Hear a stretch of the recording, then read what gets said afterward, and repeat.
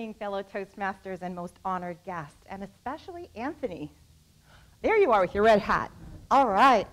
I really enjoyed your speech. It was so incredibly creative, and I want to share with you 3 points that I thought were absolutely outstanding and 3 stretch goals, if that's okay with you.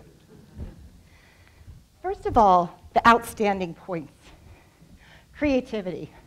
I never would have come up with a story about the giants like that. Amazing.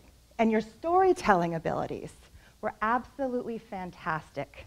And storytelling is a very important part of speaking. It's a very honored, time-honored tradition, and it actually has the most impact on an audience, and it touches their hands to action. So you'd make a fabulous motivational speaker or a salesperson. And part of your great storytelling abilities was your humor.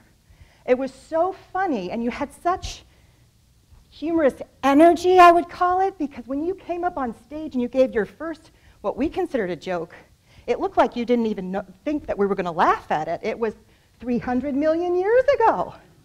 But your energy made us laugh. So very powerful humor, creativity, and storytelling abilities. And then I have 3 stretch goals for you. One was your prop. I loved your props, and especially your shirt, how you came out and twirled it. But then it kind of disappeared for the rest of the time.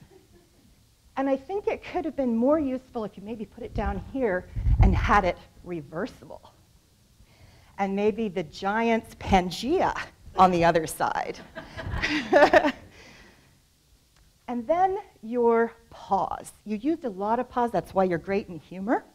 So you did pause and let us laugh, except for their first joke, because you didn't know it was jokes. You weren't expecting to pause.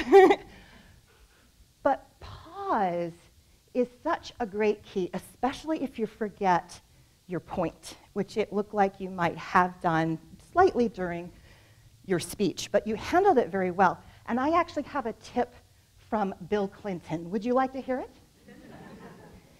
So Bill Clinton, like me, was full of ums and ahs when he first started speaking. I guess he wasn't a Toastmaster. And so he built in pauses directly into his speeches. So when he had a sort of a pregnant pause where he was trying to remember what he was talking about, no one would notice. So use that tip from Bill Clinton with your pauses. And finally is your stage use. I love that you started from the center, very strong and powerful. But then when you started your story, you could have started the beginning here, the middle here, and the end here, and then came back for your grand finish.